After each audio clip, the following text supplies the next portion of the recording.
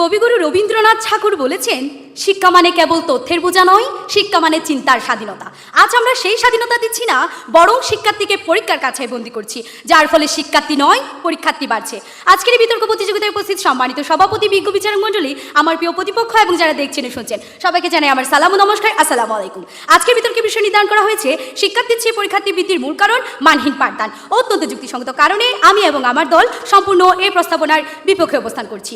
প্রথমেই আমি আমার প্রতিপক্ষ দলের তৃতীয় বক্তাকে ধন্যবাদ দিতে চাই, কারণ তিনি তার বক্তব্যের মধ্য দিয়ে বলেছেন যে শিক্ষক, আমাদের দেশে শিক্ষকের স্বল্পতা রয়েছে এবং শিক্ষকের স্বল্পতা থাকার কারণে আমাদের দেশের শিক্ষকরা মানসম্মত পাঠদান দিতে পারছে না। আমরাও তো এটাই বলছি, আমাদের দেশে শিক্ষকের স্বল্পতা রয়েছে এবং শিক্ষকের স্বল্পতা থাকার কারণেই তাদের শত চেষ্টা থাকার সত্ত্বেও বিভিন্ন ধরনের প্রশাসনিক কার্যক্রমের কারণে তারা মানসম্মত পাঠদান দিতে পারছে না। ধন্যবাদ প্রিয় প্রতিপক্ষ, আমার পক্ষ হয়ে কিছু কথা বলার জন্য।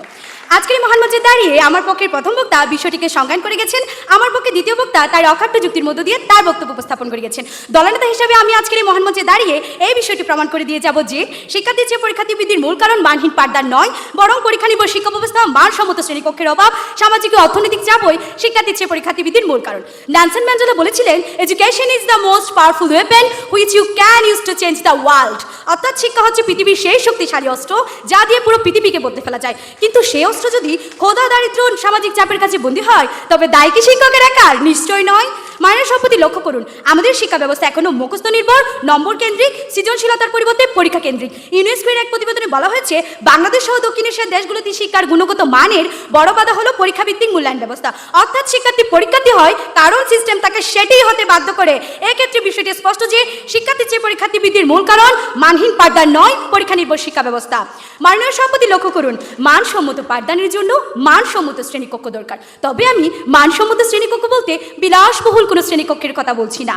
ডক্টর কুদরত ইকুদা শিক্ষা কমিশনের শর্ত অনুযায়ী একটি শ্রেণীকক্ষে শিক্ষক শিক্ষার্থীর অনুপাত হবে 1:30, মানে একজন শিক্ষক 30 জন শিক্ষার্থীকে পাঠদান করবেন। কিন্তু আমরা আমাদের কলেজ অর্থাৎ চট্টগ্রাম কলেজের কথা যদি চিন্তা করি, তাহলে আমরা আমাদের উচ্চ মাধ্যমিক পর্যায়ে দেখতে পাবো আমাদের উচ্চ মাধ্যমিক পর্যায়ে শিক্ষক শিক্ষার্থীর অনুপাত 1:150। এখন যদি আমরা আমাদের শ্রদ্ধেয় শিক্ষক জনাব আনোয়ার মালিক স্যারের কথাই চিন্তা করি, তিনি যতই মানসম্মত পাঠদান করুক না কেন, 50 মিনিটের একটি ক্লাসে 150 জন শিক্ষার্থীকে সামাল দেওয়া বিজ্ঞানসম্মত নয়। এক্ষেত্রে স্যারের মান যতই ভালো থাকুক, শিক্ষার্থীর কাছে পাঠদানের মান রক্ষা করা খুবই কঠিন। অর্থাৎ আনোয়ার মালিক স্যারের মান অনেক ভালো, কিন্তু রাষ্ট্র এখানে 30 জনের জায়গায় 150 জন শিক্ষার্থী ওনার উপর চাপিয়ে দিয়েছেন।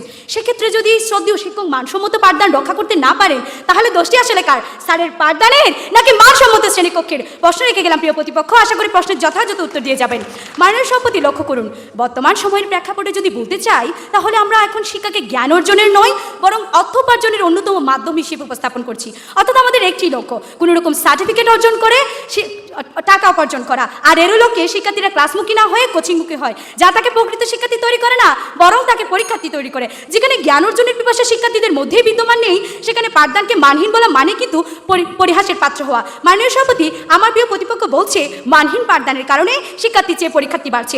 আমাদের স্পষ্ট জবাব, যদি পাঠদানই মানহীন হতো, বোর্ড পরীক্ষায় পাশের হার ধারাবাহিকভাবে 75 থেকে 90% থাকতো না, আন্তর্জাতিক অলিম্পিয়াডে শিক্ষার্থীরা সাফল্য পেত না, বিশ্ববিদ্যালয়ে ভর্তি পরীক্ষায় শিক্ষার্থীরা বহুমুখী জ্ঞান অর্জন করে সাফল্যের চরম শিখরে পৌঁছাতে পারতো না। বাস্তবতা বলছে শিক্ষার্থীরা শিখছে, কিন্তু মূল্যায়ন পদ্ধতি তাদের শুধু পরীক্ষার্থী বানাচ্ছে। ধন্যবাদ মাননীয় সভাপতি, ধন্যবাদ সবাইকে।